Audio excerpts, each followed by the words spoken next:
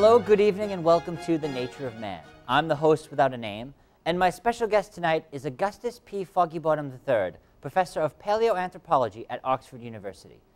Professor Foggy-Bottom has written hundreds of scholarly books and articles and has won numerous awards for his groundbreaking research and is considered the world's foremost expert on Neanderthal man. Sir Augustus, we are deeply honored and greatly privileged to have you on our program. Yes, indeed you are. I don't often lower myself to appear in the popular media. Professor, the stereotypical image of the Neanderthal man is of a squat, club-wielding brute with a sloped forehead who drags his wife around by her hair. Is this image accurate? My dear boy, that is merely a cartoonist cliché with no basis whatsoever in science. Then what were the Neanderthals really like? We just don't know. Excuse me? The Neanderthals may indeed have been inarticulate brutes, or they may have been very much like you and me.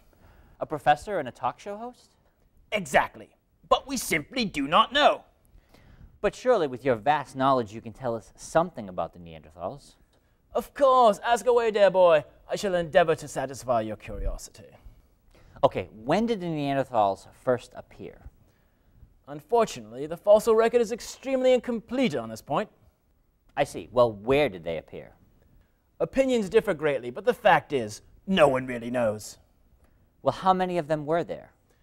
The Neanderthal population may have been quite teeny, perhaps even teeny-weeny, or it may have been much, much larger. What kind of tools did they use? We know almost nothing about their tools, Well, what about and their even less about their weapons. The archaeological evidence is woefully inadequate. I see. Well, did they have a spoken language? Perhaps, or perhaps not. Vigorous controversy rages around this very subject. Did they have any kind of art? Our knowledge is completely lacking in this area. Well, were the Neanderthals responsible for those famous cave paintings found throughout Europe? It may have been the Neanderthals, or it may have been someone else entirely. Well, what is the meaning of those paintings? It's a total mystery.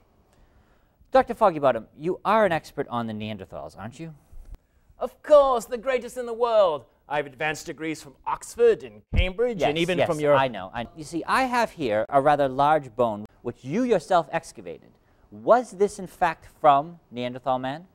It may be, but it may be from one of the many animals that he hunted and ate for dinner. Well, what kind of animals would those be? We don't know. Well, what were the Neanderthals' hunting methods like?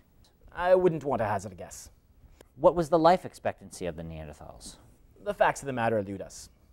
How tall were they? We have no reliable data. What was their brain size?